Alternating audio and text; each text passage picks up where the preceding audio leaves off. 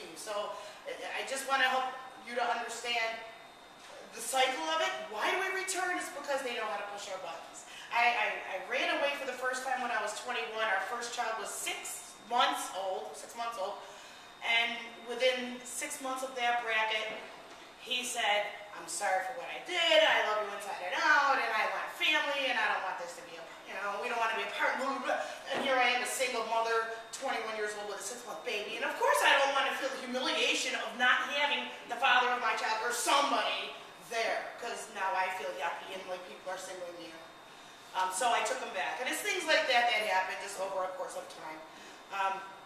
So finally, what got me free of that was our, at the time, 16-year-old daughter said, I'm sick of living like this. I can't take watching you be thrown around like a rag doll anymore. You need to do something or I'm going to run away. And I couldn't let my baby girl run away. So I told her to make sure there's enough evidence. Wait till I tell you that it's okay. Then you could call 911. Once I had the courage to make a phone call, and I called Buffalo Police at work on a break with 2 seconds, and they threw me into a loop. So that little glimmer of hope got doused.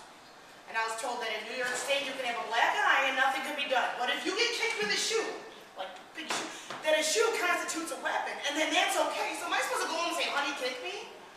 And so at that point, it was pretty hopeless.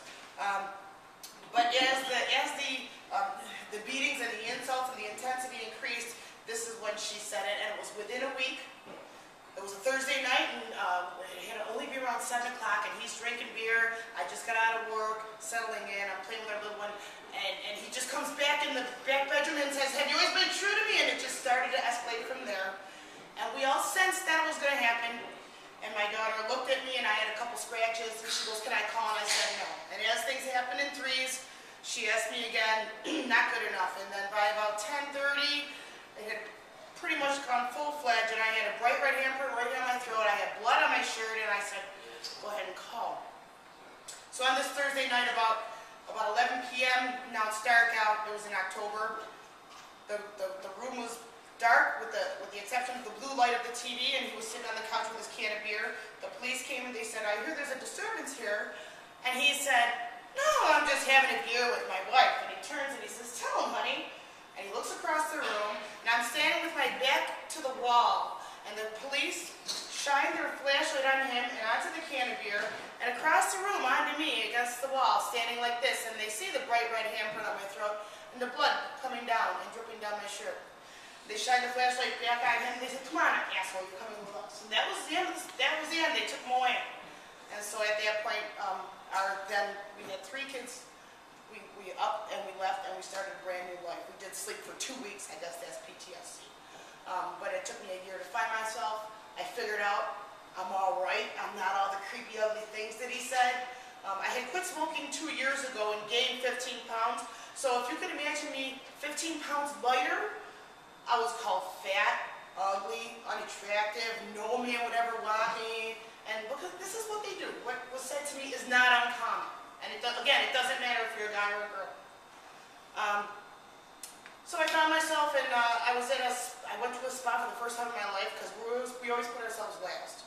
And I went with my best friend, and we had to come home from out of town because her dad had passed away. So it was an unfortunate thing, but we were at the spa. I was getting a pedicure, and I just started to share my story just a little bit. Well, the girl who was painting my toenails, her eyes started to well up, and I was like, wait a minute, no, it's okay, don't be upset, because I'm out of this now.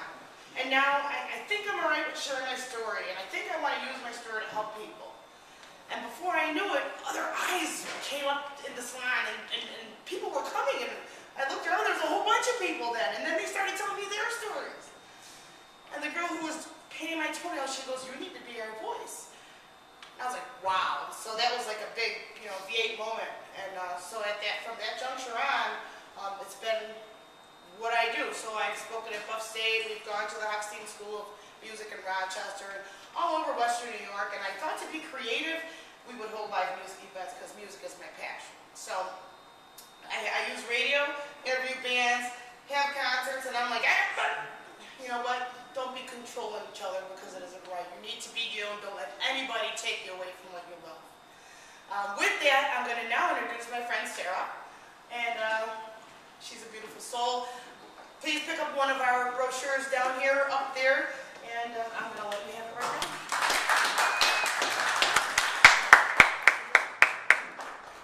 Hello everyone, thank you for coming. Thank you ZGM and John for being so helpful. My name is Sarah. I'm a survivor of domestic violence.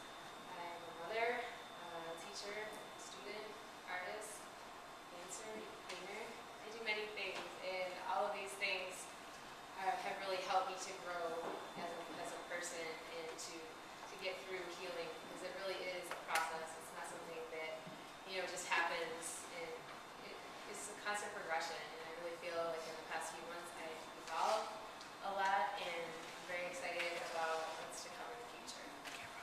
I'd like to read a poem that I wrote, and I'd also like to invite you all. I have a PowerPoint presentation upstairs, and I have my artwork on there, so please come up and take a look. And after that, I'm going to dance. Hi, Sarah. Hi. Remember, you got old people in the Oh, audience. I'm sorry. Don't be afraid I'm to sorry. speak too loud. Okay, so I'm going to read my poem, and it's called Phoenix. I rose above the darkness, and I flew towards the light. I burst from the ashes, exploding with energy. You no longer have power over me, and I am free. I am not your puppet. Your reign of terror has ended. Heavy rage and deep sadness penetrates your every pore, burying your heart so it's numb. All you choose to see and feel was hate, anger, and jealousy, leaving you blinded and completely helpless. This dark force drives you to great lengths, and you sink deeper into a self-created abyss, an infinite black hole with a speck of love. There is a lust child underneath your thick veil of control. Consumed with hatred, a black raging hole blinds you from love. Somewhere deep inside, the child cries out, searching for love, a soul who needs it, as we all do. A child hurt by his family, a child who acted based on what he knew. Violence is not the answer. I still pray that someone shines a light so you can begin to see.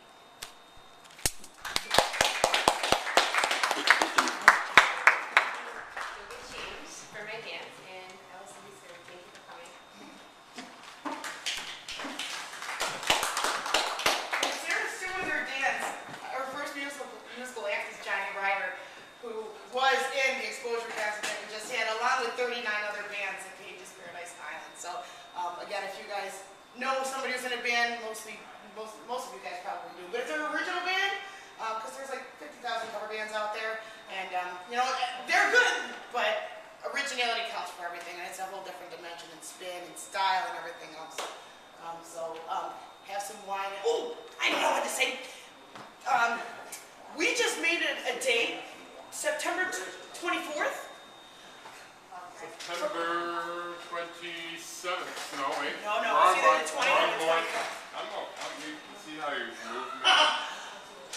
October is 24th. Domestic Violence Awareness 24th. Month, the 24th. So, as a closing one show and an introduction to another show. It'll be the closing of our show from this original opening, but we're considering this the closing opening, and that'll be the opening closing. This is like Alice in Wonderland, like your unbirthday kind of a sort of thing. That's really cool. So on the 24th from 6 to 10 p.m. there'll be a closing opening of the show upstairs with performance. Awesome. We will supplement that by having purple lights, because October is Domestic Violence Awareness Month. So we're going to kick off that month ahead of time before anybody else. So you'll see some stuff promoting that in your local papers. And we'll have Sarah, myself, but a whole bunch of other people. So if you know anybody who's interested, who knows somebody who's in a bad relationship, somebody who has a breath, or somebody who has a voice and breath, and would like to perform here,